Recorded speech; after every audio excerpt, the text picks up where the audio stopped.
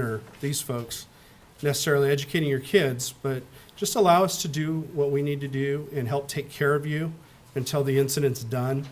And we'll give it back to you and even help you along the way with reunification and things like that, that we are able to do with the manpower that we have. And we believe we'll have plenty of officers there to help you. But understand that we will give it back. And I never really wanted to be a teacher, but you know, you can have your school back, and we will leave it as best we can. Tony. I've worked in both Elk Grove and now San Juan Unified. Large number of campuses, very old, and multiple access points from any which way. So the debate going on right now that I'm getting a lot of phone calls is, say, schools manager, lock doors or not? Yes. And that's what I'm saying. Yeah, Are exactly. you saying as far as the response to law enforcement as an instant, or is it on just a daily basis? Daily policy. Teaching with doors Yeah, locked, that- I think is what Teaching- you're. Here's your dilemma. I'll give it up with Randy, and you know, we do this for a living in both worlds, and here's your dilemma, is lock the school doors. Or you tell people to lock the school doors. Still, educational institutions, elementary schools, high school, middle schools, are just like active shooters. They're dynamic in nature.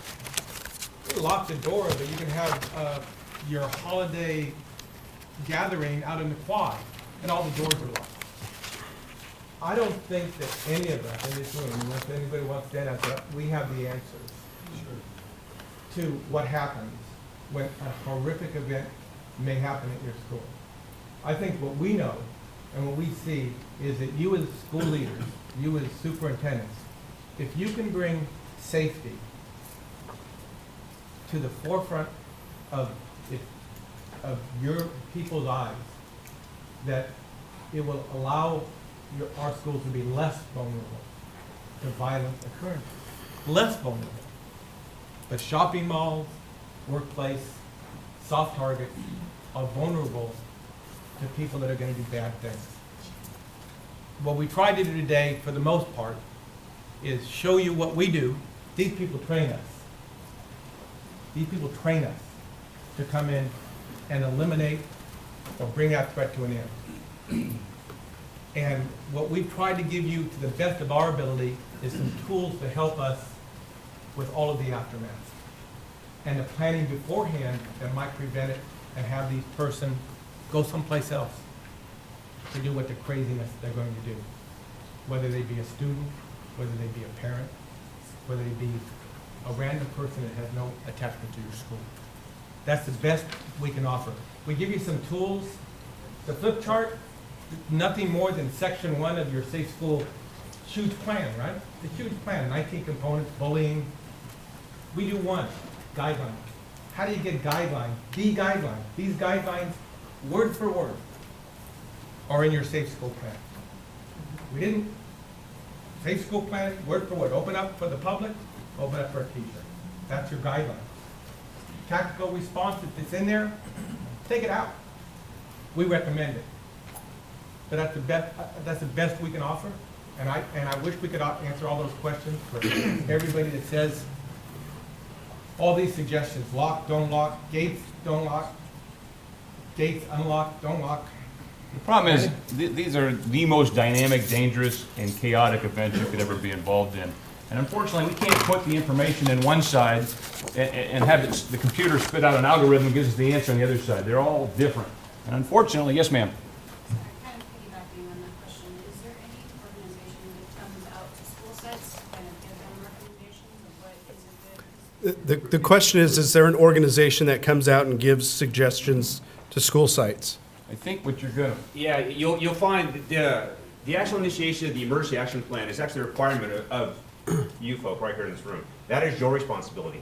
It is our responsibility for the response side, from the law enforcement component of it. We will definitely come in and share with you that response and help you fine tune it, but we can't come in and write your plan, but we will definitely come in and help fine tune it and help integrate that law enforcement response on the backside. I think what you're gonna find post Sandy Hook again, like we saw after Columbine, is you're gonna see a lot of people offering you services in terms of consultation and extensively looking through your plans and giving recommendations, it's probably going to be a private sector component. Certainly would involve people with prior law enforcement, emergency response experience, things like that. So, but as you can imagine, with how many schools in the county of Sacramento, it would almost be impossible for the sheriff's department to go in there and do that thorough of a job for each and every one of you, unfortunately. As I was saying, is unfortunately you can't just put the information in and have the computer spit out an answer, because these incidents evolve. They evolve for several reasons. They've evolved over time just in terms of weapons and capabilities and things like that. They've evolved because of our response to the incidents. They've also evolved because, as Rich said earlier, alluded to the fact that these suspects study one another. They learn from one another. They learn what worked. They learn what didn't work. They talk about the mistakes. They talk about the things they could do differently. You know, you look at some early instances back in Paducah. 7 and 9-year-old kids pulled the fire alarm to get the kids to go out and basically create the density for their victims. Put them on the field where there was no protection, no cover, no concealment, and then they could take them off like that. In Virginia Tech, the suspect brought his own instrumentalities to block and barricade and chain the doors so they couldn't escape. So they do study, they do learn from one another, and they do evolve. Subsequently, we too must occasionally look at our emergency action plans and our response tactics to make sure that we're evolving with them. You know, although the suggestion is that you do a comprehensive review of your EAPs at least every 3 years, I'm going to tell you, and I'm sure Lieutenant Jones would agree, that you guys should probably be looking at them internally, whether a discussion, a tabletop, or a full-blown test or evaluation of your plan, at least every year, preferably at the beginning, so you can make sure that every teacher or everybody that's on your campus, internally and externally, is familiar with your plans. That's your teachers, your administrators, your executives, your facilities people, whoever control your, your buildings and your systems and all your plans. If you have a human resources or counseling component, all of those people are on board. And then externally, us, law enforcement, fire, our emergency services personnel, our counselors, people like that. So again, I can't overemphasize the importance of at least occasionally testing yourself in the form of some kind of action plan or test where you can actually, one, put your emergency action plan to use, see how it works, highlight things that went well, right? Validate some of the plans you have in place, or validate some of our law enforcement response tactics. Identify some areas for improvement or some responses in or gaps in your response plan or your emergency action plan, so we can fix those, so the lessons learned. And then the most important part is the follow-up to make sure that the lessons you learned from that incident were actually implemented. Because oftentimes what we see is lessons learned and never changed. So it's important that we do that. You know, a couple of things that came up, I made some notes when we were talking. Again, I think, this whole conference here is really to get your juices flowing or get you thinking about the things that you could be doing internally. Again, the discussion and the renewal or the refreshing of the relationships between the school districts and the law enforcement component is really important. But what we really want you to do is pull those plans out, look at them, update them as necessary. Again, test them if you can, but update the MOUs, make sure those plans are in place, and then give you some ideas for future training.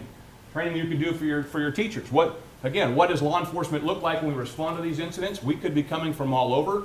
As we know, since Columbine, your initial first responder law enforcement is going to be the officers in that particular area, district, or division. They could be patrol officers dressed like me today. They could be detectives in plain clothes. They could be undercover officers throwing on a raid jersey. What will they be armed with? Handguns, rifles, shotguns, shields, who knows? Okay, you got to be prepared for that. What do gunshots sound like? Are you mentally, physically, and emotionally prepared for what you could see? The bloodshed, the carnage, the death, the injured children. What are we as law enforcement professionals going to do? We're used to going and helping bleeding kids in an active shooter situation. Unfortunately, we're not going to do that. We're going to run by them, even though they're clinging to our legs, until we can be certain that the threat's been mitigated. Okay. After that, we're going to go into our rescue mode. And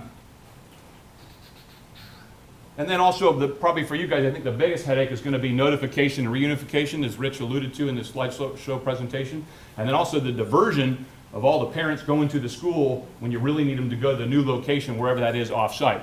Generally not going to be something pre-identified, because as you can imagine, if these bad guys are learning from our response plans, if they know where our reunification is, there's going to be a component to address that as well, right?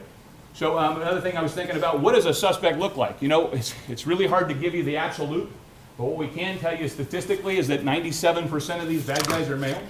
The bulk of them are going to be between 13 and 20 years old. We've had them as young as 7, but generally speaking, they're going to be 13 to 15 block was about 38%. The 15 to 18 block was 30-something%. And now with the college instance, we're actually getting that third category, that 19 to 23 range is growing a little bit, so it constantly changes. But generally male, generally between 13 and 20 years old, almost always had some connection to the school, whether they're currently a student or were a former student. And again, we're specifically talking about school violence. So when we talk active shooters, we have a whole nother component of workplace violence. That runs the gamut of people pissed off because they got terminated, or maybe their wife or husband's having an affair at the place. So that's a whole different thing we deal with. But in terms of school place violence, particularly for you guys, that's the information that we can tell you. Almost all of them had made some comment to a friend, an acquaintance, a sibling, or a family member that this was going to occur. Again, we talked about the planning and research that goes into it ahead of time. These aren't spontaneous events. They put a lot of effort. 90-some-odd% of these people, 93% of these people are planning the events. Again, doing the research on the internet. Almost all of them had some connection to mental health professionals in the past, whether it was counseling. We know that a lot of the suspects are broken homes. So a lot of these people were having or displaying some issues and went to counseling for one reason or another. Again, does that help you out a lot? I don't know. Not all of these people that fit this mold are active shooter suspects, but most of them look kind of like that. So the hard part is really differentiating that category from these people, if that makes sense. Rick, one of the most significant challenges you guys are going to have as administrators of your districts is taking information from the teachers that's coming via the students. Johnny next to me has made some statements about having a gun or wanting to bring a gun to school, bring a knife to school, or he's mad at so and so, whether it be in person or whether it be through some sort of social media. And that's the biggest wildfire you have out there, that social media link. Because not only do the students grab onto it, but so do parents and other concerned citizens, and it just runs through your community with a fever. It's going to be a challenge to look at each of those and say, is this credible? How far do I need to follow this up on? Minimally, it should go up through the principal of that individual school. It should be brought to the attention of that principal. Then whether or not it goes into a safe school program if you have one, or whether it goes up to the district pass and beyond that and it involves law enforcement on the outside. But please don't just dismiss them randomly. Give them the credibility, at least enough to look at to determine, is there a threat there?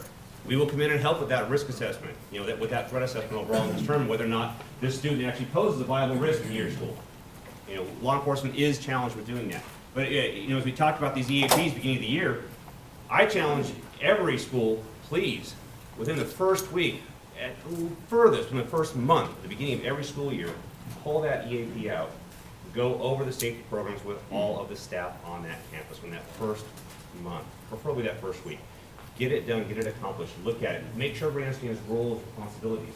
As we don't always have the time to choose our leaders. We don't always know how people are going to react. But once you know a plan, once you have an idea of what your responsibility is, what your job task is in an emergency, you're more likely to respond and act appropriately than not. If they have that plan in front of them, at least they have an idea of what to do. I'd rather have them do something, incorrectly towards the right goal than incorrectly with no guidance whatsoever. They're just going to be a blockade versus an aid. So The importance of planning is the process. You know what I mean? So at least if you get it out and you do it and you discuss it, that's the important part. And lastly, as we transition to mental health, because that's what we're going to transition, the aftermath, is that as Lieutenant Jones made our introduction, he's the Sacramento County Sheriff's Department, largest law enforcement agency in the county. We want to tell you also, on behalf of school districts, I don't want to leave, we challenge you, but at the same time, we're all here, including Dr. Ladd, would say, we are large school districts. We're here to help you. If you're a small school district, you don't have to do this alone, and we'll come. We will come to help when it's happening. It will come to help when it's happening, especially when you worry about that evacuation, reunification. Getting kids back to parents, that is critical, because you can move on from there. You can't do that. We can't move forward, even in the mental health aspect. So we want to leave you also, because we're here to help you if you're a small school district. When it's happening, that day, we've got great mutual aid support. Randy just called, please call. Command post will call. We'll come. We'll come down.